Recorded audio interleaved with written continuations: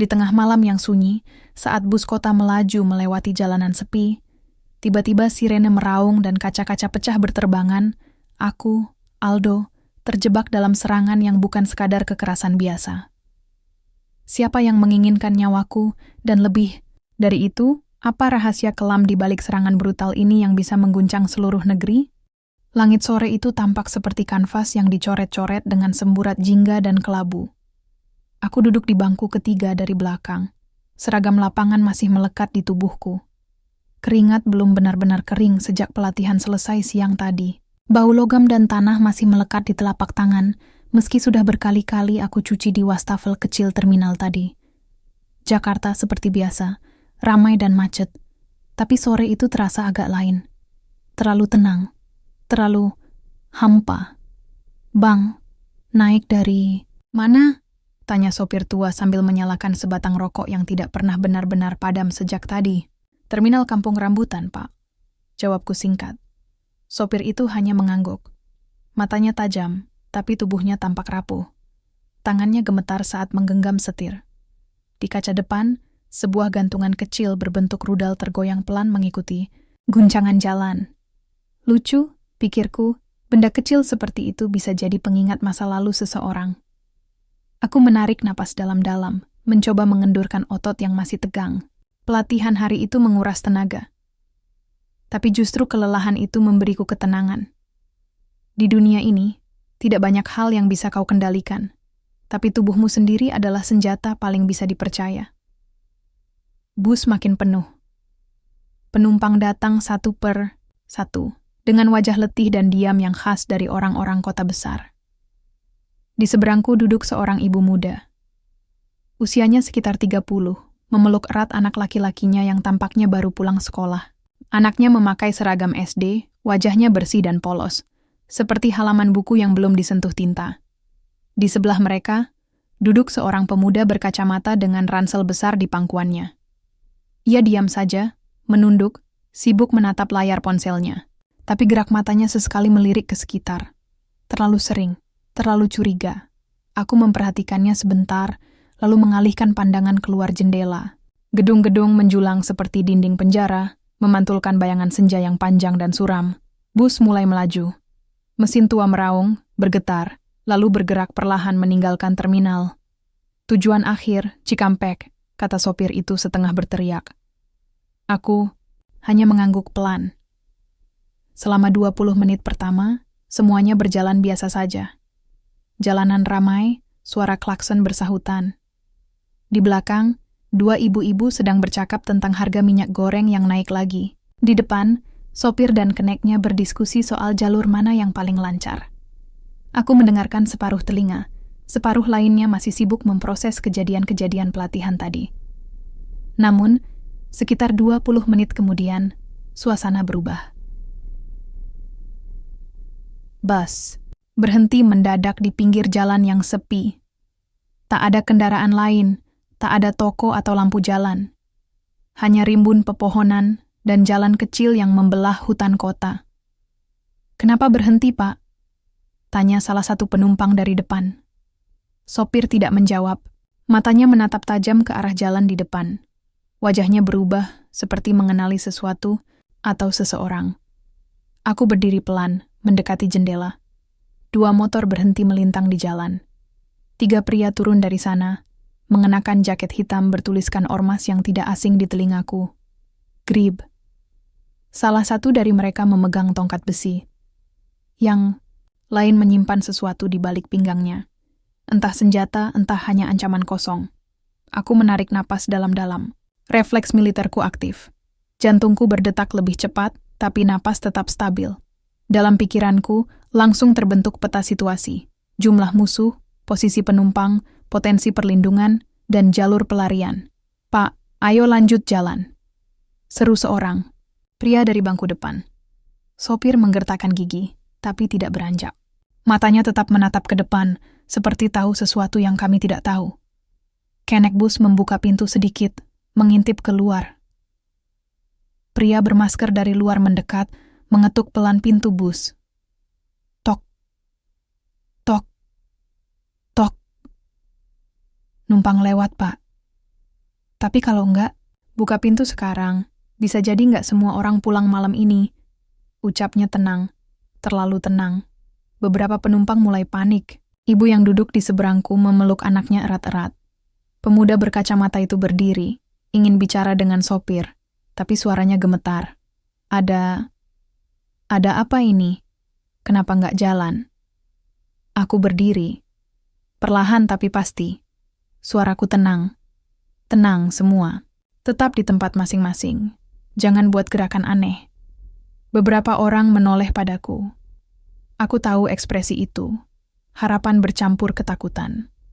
Mereka mencari seseorang untuk disandarkan. Aku tidak memintanya. Tapi saat keadaan kacau, orang akan berpaling pada siapapun yang terlihat tegas dan tenang. Dan kebetulan, aku terbiasa menjadi orang itu. Aku mendekati sopir. Pak, kita bisa banting setir ke arah kanan. Jalanan cukup luas buat putar balik. Sopir hanya menggeleng pelan. Matanya masih tertancap ke arah pria bermasker itu. Aku mulai curiga. Ada sesuatu di balik tatapannya. Pak, Bapak kenal mereka? Ia menatapku. Lalu menjawab lirih. Satu dari mereka, dulu anak saya. Jantungku mencelos. Dunia seperti berhenti sesaat. Sebelum aku sempat bertanya lebih lanjut, terdengar suara keras di luar. Buka pintu, sekarang. Tongkat besi menghantam kaca. Beberapa penumpang menjerit. Anak kecil menangis. Kekacauan mulai tumbuh dari pinggiran. Dan saat itu, aku tahu. Perjalanan pulang ini bukan perjalanan biasa. Tok, tok, tok. Bunyi ketukan di pintu bas yang tadi terdengar tenang.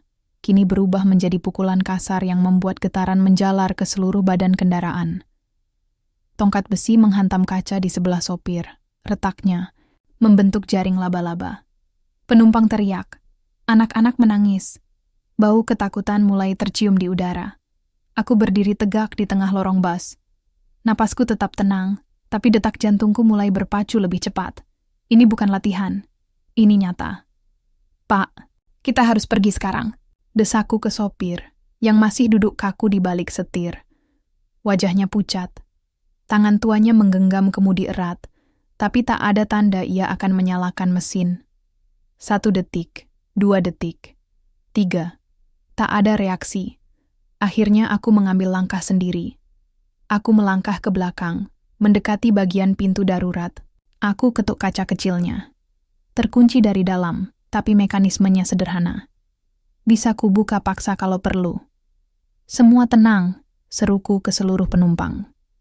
Jangan bergerak sendiri. Tetap duduk. Saya akan cari jalan keluar. Pemuda berkacamata, yang tadi sibuk dengan ponselnya menatapku. Matanya penuh kecemasan. Tapi ada sesuatu yang aneh. Ia tidak tampak seperti orang biasa yang ketakutan. Lebih seperti seseorang yang tahu lebih banyak daripada yang ia tunjukkan. Aku menatapnya balik. Kamu siapa? Ia terkejut. Mahasiswa. Saya cuma mau pulang. Aku mendekat. Kamu bawa sesuatu? Mereka mencari kamu? Tidak. Sumpah. Matanya bergetar. Tangannya memegang ranselnya erat-erat. Aku mencatat itu dalam pikiranku. Bukan waktu untuk interogasi, tapi aku tak bisa abaikan. Dari luar, terdengar suara mobil datang. Lalu motor lain menyusul. Suara knalpot-knalpot kasar membelah sunyi jalanan.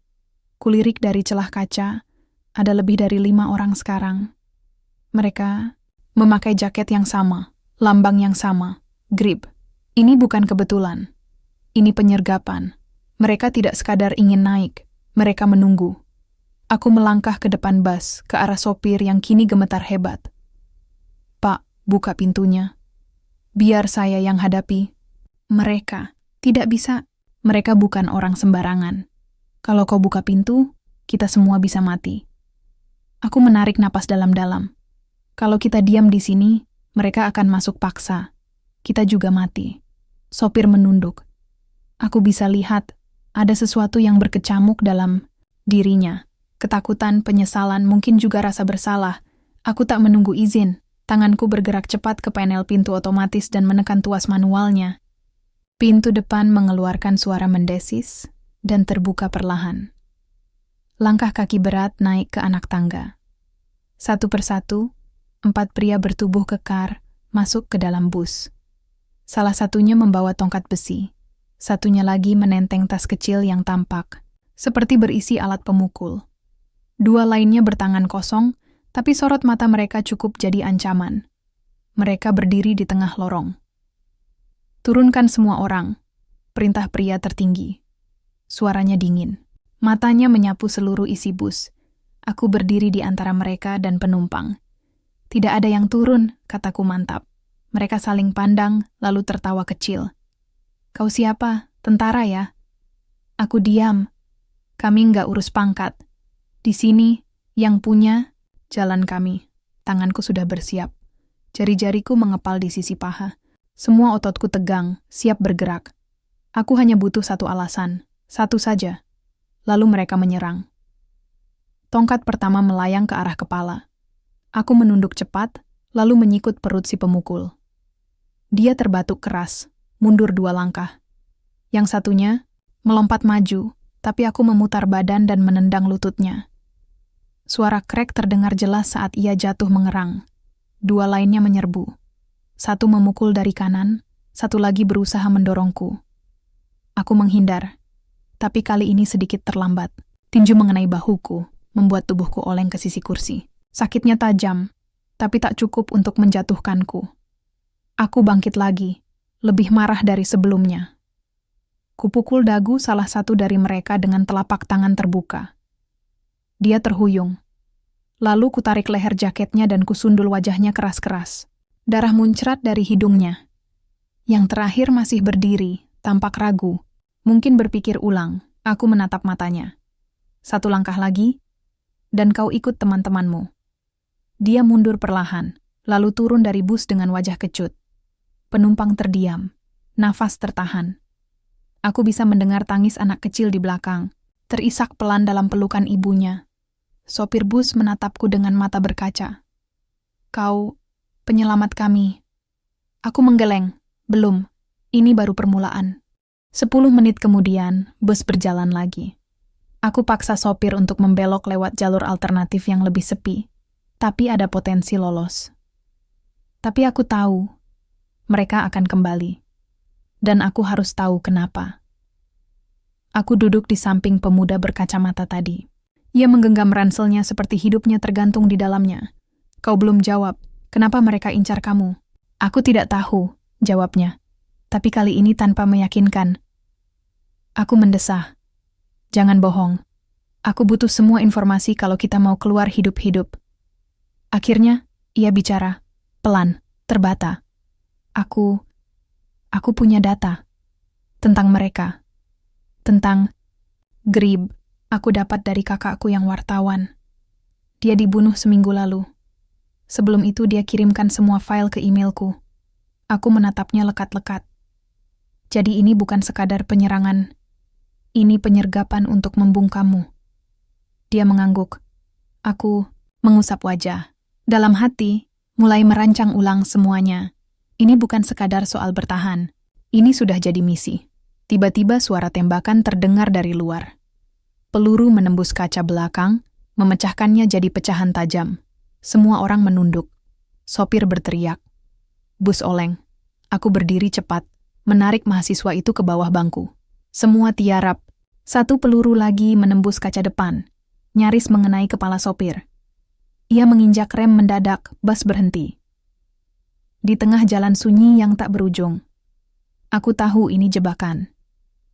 Sunyi bukan pertanda aman. Sunyi adalah pangkal dari kekacauan yang lebih besar. Bus terhenti mendadak di tengah jalan sepi, dengan asap tipis mengepul dari pecahan kaca yang berhamburan di lantai. Nafasku terengah. Suara detak jantung bergaung keras di telinga. Aku merunduk bersama penumpang lain, menyembunyikan diri di balik bangku, mencoba menyamarkan keberadaan kami. Mataku terpaku pada jendela yang retak, di mana bayangan hitam bergerak-gerak, seperti ular menunggu mangsanya. "Jangan bergerak, jangan berani-berani." Aku berbisik tegas, mencoba menenangkan yang lain sambil menyiapkan diri. Sopir, dengan wajah berpeluh dan gemetar, mengarahkan tatapannya ke jalan depan yang mulai dipenuhi oleh sosok-sosok bersenjata. Sekelompok anggota Ormas Grip mengelilingi bus, wajah mereka tertutup masker hitam, beberapa membawa senjata tajam dan senjata api. Aku tahu, waktu kami tinggal sedikit. Kaca depan dan samping mulai menjadi sasaran tembakan dan hantaman. Suara benturan keras memenuhi ruangan, diikuti jeritan, ketakutan yang tertahan. Ibu muda memeluk anaknya dengan erat, berusaha menyembunyikan wajah mungil itu dari kengerian yang semakin nyata. Kuambil napas dalam, mencoba menenangkan diri. Ini bukan pertama kalinya aku menghadapi situasi berbahaya. Namun, menghadapi ancaman seperti ini, di antara orang-orang tak bersalah, berbeda sekali. Aku memeriksa rekan-rekanku, mereka berusaha berdiri dan merapat padaku. Aku tahu harus bertindak cepat dan tepat. Dengar, kita harus bertahan. Jangan panik. Aku berkata tegas. Kakiku bergerak lincah, mencari barang-barang yang bisa kugunakan sebagai senjata. Tongkat penyangga kursi, botol air mineral kosong, bahkan jaket yang bisa kubuat sebagai perisai. Salah satu pria bersenjata berhasil mendekati pintu belakang bus dan berusaha membukanya. Aku melompat ke arah pintu, menghambatnya dengan segenap tenaga. Terjadi tarik-menarik yang membuat pintu bergetar hebat. Di luar, suara sorak-sorai dan ancaman membahana. Mereka berusaha memecah pertahanan kami, mengambil alih ruang kendali. Seorang pria yang aku kenal dalam keremangan, mengenakan jaket hitam dengan lambang Grip di punggungnya, mulai mengintip ke dalam. Tatapannya menusuk, penuh kebencian dan dendam. Namun, yang paling mengejutkan, aku melihat sosok familiar. Fahri, sahabat, lamaku, teman seperjuangan yang dulu kugapai bersama mimpi untuk mengabdi pada bangsa. Namun kini, dia berdiri di pihak yang berseberangan. Mata yang dulu penuh semangat kini penuh amarah dan kebencian yang membakar. Detik itu, dunia seolah berhenti. Aku terpaku, bingung dan sakit. Bagaimana bisa? Kenapa dia di sini? Fahri menatapku, dan untuk sesaat, aku melihat kilatan harapan di matanya, seperti mengharapkan sesuatu yang sulit kuraih. Kenapa kau lakukan ini, Fahri? Suaraku pecah, walau aku tahu dia mungkin tidak akan menjawab. Dia mengangkat bahu, lalu berteriak memberi perintah. Serang! Ambil alih bus ini sekarang juga! Suara dentuman keras mengikuti. Kaca pecah, dan asap mulai memenuhi ruangan. Aku merasakan panas yang menyengat, jantung semakin berdegup kencang. Pertempuran sesungguhnya dimulai. Aku menggerakkan tubuh, melindungi penumpang yang berteriak ketakutan. Dalam kekacauan itu, aku melawan satu persatu anggota Grip. Setiap pukulan, tendangan, dan lemparan yang kuberikan terasa sebagai sebuah perjuangan untuk hidup. Aku berhasil menahan beberapa dari mereka, namun jumlah mereka banyak dan terorganisir dengan baik. Aku mendengar suara langkah kaki dan perintah yang berulang-ulang. Mereka tidak hanya ingin merebut bus. Ada sesuatu yang jauh lebih besar di balik serangan ini. Tiba-tiba, aku mendengar teriakan dari arah penumpang. Bawa dia keluar, kata seorang pria bersenjata. Aku menoleh, melihat mahasiswa yang selama ini diam di kursinya digiring keluar paksa. Itu yang aku takutkan. Dia menyembunyikan sesuatu yang sangat penting. Aku bisa merasakan itu. Dengan sisa tenaga, aku menyerbu ke arah mereka. Perkelahian menjadi brutal. Aku berhasil membebaskan mahasiswa itu dan menariknya kembali ke dalam bus. Tapi situasi sudah di luar kendali. Fahri muncul di depan pintu, menatapku dengan wajah penuh luka. Kau tidak mengerti, Aldo. Aku lakukan ini demi sesuatu yang lebih besar. Suaranya penuh kepedihan yang menggetarkan. Aku terdiam, mencoba mencari makna di balik kata-katanya. Tapi ini salah jalan, Fahri. Kita bukan musuh. Dia menggeleng, melangkah mundur. Aku tahu, saat ini kami bukan lagi teman. Kami adalah... Lawan bus mulai terbakar di sisi luar, asap semakin pekat. Suara sirene terdengar jauh, tanda bantuan datang. Tapi aku tahu, aku harus bertindak sekarang, karena setiap detik bisa berarti akhir dari semuanya. Asap pekat sudah mulai masuk ke dalam bus, mengaburkan pandanganku. Bau terbakar menusuk hidung, menggerakkan refleks muntah. Para penumpang berdesak-desakan, sebagian panik, sebagian berusaha menenangkan anak-anak yang mulai menangis histeris. Aku menggenggam tangan ibu muda itu dengan kuat, mencoba menularkan ketenangan walau hatiku sendiri bergejolak. Tenang, Bu. Kita harus tetap tenang dan cari jalan keluar, kataku seolah aku sendiri meyakinkan diriku. Sopir, yang selama ini diam membatu, kini bangkit dan berusaha menyalakan mesin kembali. Namun, asap yang masuk ke ruang mesin membuatnya sulit. Aku coba, tapi mesin ini sudah hampir mati, katanya putus asa. Di luar, suara gaduh semakin keras. Aku tahu mereka tak akan mundur. Ormas itu mengurung kami seperti hewan di dalam sangkar. Tembakan ke udara untuk mengintimidasi semakin sering. Aku menoleh ke mahasiswa berkacamata, yang kini memegang sebuah flash drive dengan erat di tangan kirinya. Wajahnya penuh luka dan keringat, tapi matanya tajam penuh tekad. Aku harus sampaikan ini ke pihak yang benar, katanya. Aku akan lindungi kamu, jawabku sambil menyiapkan posisi bertahan. Pintu belakang bus bergetar hebat. Ada yang mencoba menerobos. Aku mengangkat kursi dan memukul tangan salah satu penyerang. Dia terhuyung mundur. Tiba-tiba, sorot mataku tertuju ke sosok yang selama ini ku benci sekaligus ku percaya. Fahri. Dia berdiri di luar, dengan mata menyala-nyala. Di tangan kirinya, ada pistol yang mengarah ke kami. Wajahnya berkeringat. Ekspresinya campur aduk antara marah, sedih dan bimbang. Kau harus menyerah, Aldo. Aku tidak ingin bertempur denganmu, teriaknya. Aku menggeleng pelan. Kau sudah pilih jalanmu sendiri, Fahri. Aku tak akan membiarkanmu mencelakai orang-orang ini. Senyum pahit menghiasi wajahnya. Ini bukan tentang mereka, Aldo. Ini tentang keadilan yang selama ini kita cari. Saat aku hendak membalas, ledakan terjadi di bagian belakang bus. Api membumbung tinggi, melalap kaca dan besi.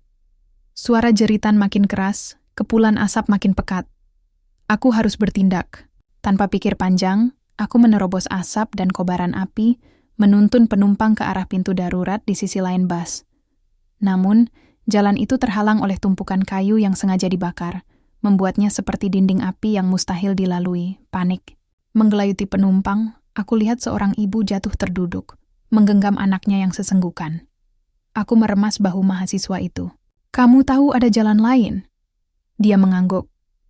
Ada lorong kecil di bawah jendela darurat. Aku melihatnya tadi. Kami harus bergerak cepat. Dengan bantuan beberapa penumpang kuat, kami membuka panel bawah jendela darurat itu. Setelah beberapa menit yang terasa seperti seabad, lorong sempit itu terbuka. Ini satu-satunya jalan keluar, kataku. Satu persatu penumpang mulai merangkak keluar dari lorong itu. Aku memastikan tak ada yang tertinggal. Tiba-tiba, pintu depan bus terbuka paksa. Seorang pria berjaket hitam melompat masuk, hendak menyerang mahasiswa itu. Aku melompat, memukulnya dengan keras hingga pria itu terjatuh. "Selesaikan!" teriak Fahri dari luar. Namun, aku sudah tidak mendengar.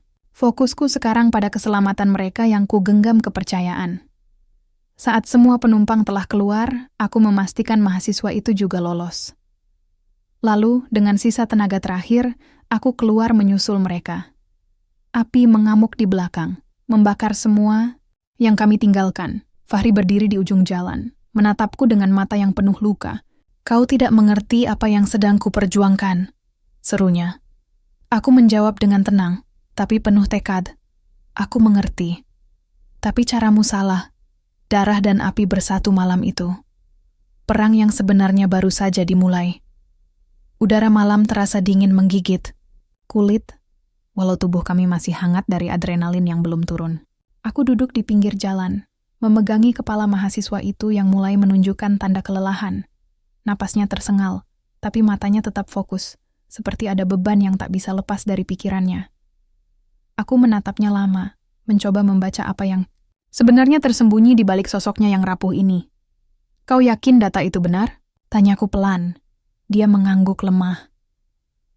Iya. Aku sudah cek ulang. Data itu bukan hanya soal ormas Grip, tapi juga keterlibatan pejabat tinggi yang selama ini menutup mata. Aku merasa tubuhku gemetar. Ini lebih besar dari yang kukira. Bukan cuman soal geng-geng jalanan atau kekerasan biasa. Ada jaringan yang jauh lebih dalam dan berbahaya. Kita harus bawa ini ke komando pusat, ujarku dengan suara berat. Dia menatapku dan berkata, tapi aku takut mereka tidak percaya. Atau lebih parah, mereka yang terlibat akan membungkam kita. Aku menghela napas panjang. Kalau begitu, kita harus cari bukti lebih kuat. Dan aku akan jaga kamu sampai saat itu. Dia tersenyum tipis, dan untuk pertama kali aku melihat secercah harapan di matanya. Tapi saat itu juga, aku merasakan sesuatu yang aneh. Bayangan hitam muncul dari balik pepohonan, sosok-sosok yang kami coba hindari. Kita tidak aman di sini, kataku cepat. Kami berdua bangkit, berlari ke arah jalan utama. Yang lebih ramai, berusaha mencari tempat aman. Suara kendaraan yang lewat membuatku sedikit lega, setidaknya ini bukan tempat yang benar-benar terpencil. Namun, ketika kami tiba di pos polisi kecil, sesuatu yang tidak kuharapkan terjadi. Petugas di sana menatap kami dengan dingin, tak ada tanda, empati atau kesiapan untuk membantu. Kami tidak bisa berurusan dengan kasus ini, kata salah satu petugas sambil memalingkan wajah. Rasa marah dan kecewa menggerogoti hatiku. Ini tentang keselamatan banyak orang. Kami butuh bantuan, desaku. Tapi, suara mereka tetap dingin dan menolak. Aku tahu, ini bukan sekadar ketidakpedulian biasa. Ada sesuatu yang lebih gelap di balik penolakan mereka. Aku menggenggam tangan mahasiswa itu. Kita harus cari cara lain. Di saat itulah ponselku bergetar. Pesan masuk dari nomor tak dikenal. Aku membuka pesan itu. Hanya satu kalimat. Jangan percaya siapapun. Mereka semua terlibat. Dada ini sesak. Aku menatap mahasiswa itu, dan di matanya, aku melihat ketakutan yang sama. Janji terucap dalam hati. Aku tidak akan menyerah. Tidak kali ini. Aku harus mengungkap semua ini. Untuk teman-teman yang terluka. Untuk sahabat yang berkhianat. Untuk negeri yang aku cintai. Kegelapan malam menyelimuti kami. Saat aku dan mahasiswa itu bersembunyi di sebuah rumah kosong di pinggir kota. Suara langkah dan kendaraan yang berlalu lalang terasa jauh, tapi tidak menghapus kegelisahan yang merambat di tulang-tulangku. Setiap detik terasa seperti berlari di ambang bahaya. Aku duduk bersandar di dinding, mataku memandang kosong ke arah mahasiswa yang kini kugenggam erat flash drive berisi data penting itu. Dia menunduk, wajahnya lelah namun matanya tetap penuh tekad. Kenapa kau membawa data ini sendirian? Tanyaku akhirnya, memecah sunyi. Dia menghela napas panjang. Awalnya, aku tidak percaya. Tapi setelah mendapat ancaman, aku tahu aku harus bertindak. Aku tidak bisa membiarkan mereka berkuasa tanpa perlawanan.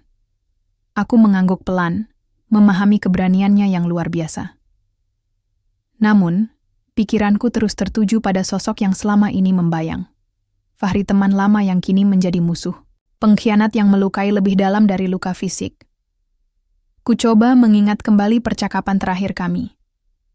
Tatapan matanya yang penuh amarah, suara yang bergetar saat mengucapkan kata keadilan. Tapi keadilan macam apa yang dia cari? Sampai rela mengorbankan nyawa orang tak bersalah? Di saat itulah suara pintu diketuk pelan. Aku dan mahasiswa itu terkejut. Dalam sekejap, aku meraih gagang pintu dan membuka dengan sigap. Seorang pria berpakaian rapi berdiri di depan, wajahnya tampak familiar, tapi aku tidak bisa langsung mengenalinya. Kau Aldo, bukan? Suaranya tenang. Aku mengangguk waspada. Siapa? Kau? Pria itu tersenyum tipis. Namaku Arman. Aku di sini untuk membantu kalian. Aku merasakan kejanggalan. Mengapa kami harus percaya padamu? Dia melangkah masuk, meletakkan selembar kertas di meja. Aku tahu tentang serangan di bus itu, dan aku tahu siapa yang sebenarnya berada di balik ormas Grip. Hatiku berdegup cepat. Jadi kau tahu lebih banyak? Dia mengangguk. Ya, aku adalah mantan anggota Intel yang selama ini diam karena takut. Tapi sekarang, aku tidak bisa lagi membiarkan korupsi dan kekerasan merajalela. Aku menatapnya, antara percaya dan curiga. Tiba-tiba, teleponku bergetar. Sebuah pesan masuk dari nomor yang sama dengan sebelumnya. Waspadalah, pengkhianat ada di sekitarmu. Detik itu juga, aku merasakan dinginnya pengkhianatan merayap masuk. Siapa di antara kami yang sebenarnya tidak bisa dipercaya? Arman melihat pesan di layar ponselku dan wajahnya berubah. Kita harus bergerak cepat. Mereka tahu keberadaan kita. Aku mengangguk tegas. Apa rencanamu? Dia mengeluarkan peta kecil dan menunjuk beberapa titik merah. Ini tempat-tempat aman yang bisa kita tuju. Tapi yang terpenting, kita harus mendapatkan bukti lebih kuat sebelum mereka menghilangkan semuanya. Saat kami bersiap meninggalkan tempat itu, aku mendengar suara langkah berat di luar. Pintu diketuk keras, suara Fahri terdengar di baliknya. Aldo, aku datang untuk bicara. Jantungku berdegup kencang. Aku tahu, pertemuan ini bisa menjadi titik balik. Aku menatap mahasiswa itu dan Arman, dan berkata, ini saatnya aku menghadapi masa lalu. Pintu rumah yang kami tempati tadi diketuk dengan keras. Suara langkah berat mengisi lorong yang sepi. Nafasku memburu, jantung berdetak seperti hendak meledak.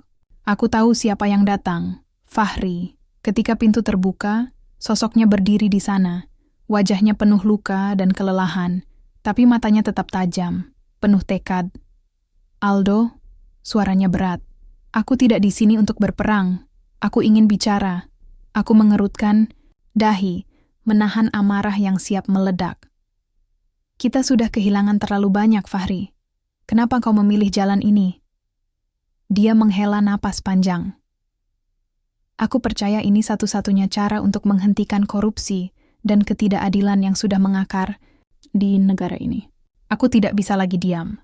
Aku memandangnya tajam. Tapi caramu, serangan di bus itu membawa kematian dan ketakutan. Ada anak-anak, ibu-ibu. Kau lupa itu. Fahri menunduk sejenak, lalu menatapku penuh kesungguhan. Aku tidak lupa, tapi aku juga tidak bisa melihat mereka yang berkuasa terus menyalahgunakan kekuasaan. Aku ingin perubahan, Aldo, tapi perubahan tidak pernah mudah. Suasana hening. Aku berusaha memahami alasan di balik pengkhianatannya, tapi hati dan naluriku berkata lain. Tiba-tiba, mahasiswa yang selama ini kami lindungi berdiri dan berkata, jika benar kau ingin perubahan, buktikanlah. Jangan lewat kekerasan. Fahri menatapnya dan mengangguk pelan. Aku ingin bicara soal itu.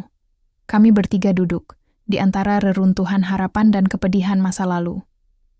Fahri mengeluarkan sebuah amplop. Ini bukti keterlibatan pejabat tinggi dengan ormas grip. Mereka menggunakan kekuatan bayangan untuk mengendalikan kekuasaan. Aku membuka amplop itu, melihat dokumen dan foto-foto yang cukup membekukan darah. Ini bukan sekadar cerita kelam, tapi realita yang menjerat kami semua. Kenapa kau simpan ini sendirian? Tanyaku. Aku takut. Aku tidak tahu harus ke siapa. Aku ingin kau yang membantuku. Tiba-tiba, suara langkah mendekat. Kami terkejut. Arman masuk dengan wajah tegang. Mereka menemukan kita. Kita harus pergi sekarang. Lampu tiba-tiba mati, menggantikan kegelapan yang membuat semuanya semakin mencekam. Teriakan dan suara tembakan terdengar dari luar. Aku meraih tangan Fahri. Kita harus bertahan bersama. Malam itu, pengkhianatan dan persahabatan diuji dalam kobaran, api yang tidak hanya membakar bangunan, tapi juga hati kami. Gelap menyelimuti ruangan saat suara tembakan menggema dari luar. Jantungku berdegup kencang. Setiap detik terasa seperti ujian antara hidup dan mati. Aku menatap Fahri yang duduk di seberang. Wajahnya yang dulu ku kenal kini berubah menjadi bayang-bayang penuh luka dan beban yang sulit kuurai. Aldo, suaranya serak tapi tegas. Aku ingin kau tahu, Semua ini bukan tentang aku melawan kau. Ini tentang kebenaran yang harus keluar, tidak peduli harga yang harus kita bayar. Aku menghela napas panjang, mengingat semua yang terjadi. Dari bus yang terbakar, pengkhianatan yang memecah persahabatan, hingga ancaman yang kini menghadang. Kenapa kau tidak bilang dari awal? Tanyaku. Jika kau benar-benar ingin mengubah semuanya, kita harus bersama, bukan saling melawan. Fahri menunduk, air mata mulai mengalir pelan di pipinya. Aku takut kau akan menganggapku pengkhianat, tapi aku terjebak dalam pusaran yang sulit kuhindari.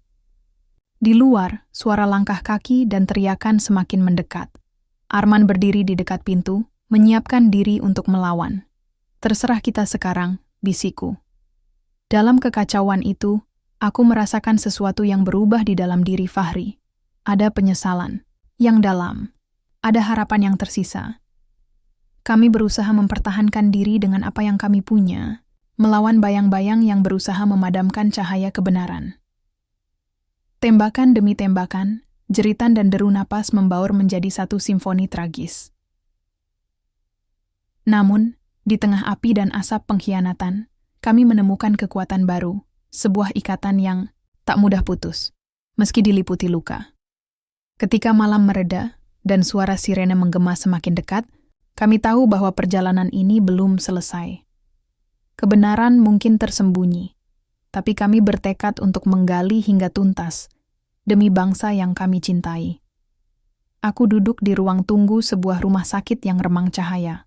Luka di tubuhku masih menganga, tapi lebih dari itu, luka di hatiku belum juga sembuh. Di sampingku, mahasiswa itu duduk dengan wajah lesu, sesekali menatap layar ponselnya yang penuh pesan masuk dan panggilan tak terjawab. Setelah malam penuh tembakan dan kekacauan, kami berhasil lolos dengan bantuan Arman dan beberapa kontak lama yang bisa dipercaya. Namun, bahaya belum berakhir. Ormas Grip dan para pelindung mereka masih mengincar kami, dan setiap langkah harus diperhitungkan dengan cermat. Pikiranku melayang pada Fahri. Aku tidak tahu di mana dia sekarang, apakah masih hidup atau sudah jatuh di medan pertempuran terakhir itu. Kenangan masa lalu kami mengusik, memperkeruh hatiku. Aku merasa dikhianati, tapi juga kasihan pada sahabat yang terjerumus dalam kegelapan. Semua ini semakin rumit, gumamku pada diri sendiri. Mahasiswa itu mengangkat kepala dan berkata, data yang kita bawa sudah mulai tersebar ke media sosial dan beberapa jurnalis independen. Mereka mulai membuka mata masyarakat. Aku tersenyum. Samar merasa ada secercah harapan di tengah gelap. Namun, aku tahu ini baru awal dari pertarungan yang jauh lebih besar. Kemudian, ponselku bergetar. Pesan masuk dari nomor tak dikenal. Jika kau ingin hidup, berhenti mengusut. Ini peringatan terakhir. Kedua tangan meremas ponsel itu erat. Aku tahu, ancaman itu nyata. Tak ada jalan mundur, ucapku pada mahasiswa itu. Kita harus lanjutkan sampai tuntas. Dia mengangguk. Aku siap, Aldo. Aku berdiri, menarik napas dalam-dalam. Waktu dan nyawa kami sudah di ujung tanduk. Tapi aku tahu, demi keadilan dan kebenaran, aku harus bertahan. Perjalanan kami belum selesai. Jejak pengkhianatan masih terbuka, dan aku harus mengikutinya hingga akhir sinar pagi mulai merangkak masuk ke ruang kecil tempat aku bersembunyi. Meski tubuhku masih sakit dan lelah, ada sesuatu yang berbeda hari ini. Sebuah harapan samar yang mulai tumbuh, meski bayang-bayang masa lalu dan pengkhianatan belum sepenuhnya lenyap. Aku duduk di meja, membuka laptop yang selama ini kubawa, dan menatap layar yang penuh dengan bukti-bukti dan dokumen. Semua data tentang Ormas Grip, keterlibatan pejabat tinggi, dan kekuatan bayangan yang selama ini menjerat negeri ini. Ini adalah senjata kami untuk mengungkap semuanya. Mahasiswa itu masuk membawa secangkir kopi, menatapku dengan mata penuh keyakinan. Kita sudah sampai di tahap akhir, Aldo. Waktunya mengungkap semuanya. Aku mengangguk. Aku tahu.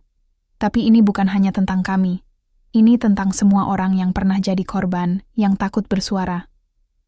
Kami mulai menghubungi jurnalis, aktivis, dan pihak-pihak yang bisa dipercaya. Media mulai memberitakan kasus. Ini membuat gelombang protes dan tuntutan keadilan menggema di berbagai penjuru. Tapi di balik itu ancaman datang semakin nyata. Malam-malam yang sunyi diwarnai oleh suara langkah-langkah yang mengintai. Aku tahu, musuh kami tidak akan menyerah begitu saja. Salah satu malam, saat aku dan mahasiswa itu sedang menyusun laporan terakhir, pintu terbuka tiba-tiba. Sosok yang kukira sudah hilang, Fahri. Dia masuk dengan wajah penuh penyesalan dan luka. Aldo, aku datang bukan untuk melawan lagi. Aku ingin membantu kalian menyelesaikan ini. Aku menatapnya lama, merasakan dilema yang mendalam. Namun, aku tahu, demi masa depan yang lebih baik, aku harus percaya lagi. Kita harus bersama, kataku akhirnya. Malam itu, kami bertiga menyusun rencana terakhir untuk menggulung jaringan gelap itu. Keesokan harinya, dengan dukungan publik dan aparat yang jujur, operasi besar dilakukan. Ormas GRIP dibongkar, pejabat korup ditangkap, dan suara rakyat mulai didengar. Aku berdiri di tengah kerumunan, merasakan angin perubahan yang segar. Luka dan pengkhianatan masih terasa, tapi aku yakin ini adalah awal dari perjalanan baru. Aku menatap ke langit yang cerah, mengucapkan janji dalam hati. Untuk negeri ini, aku akan terus berjuang.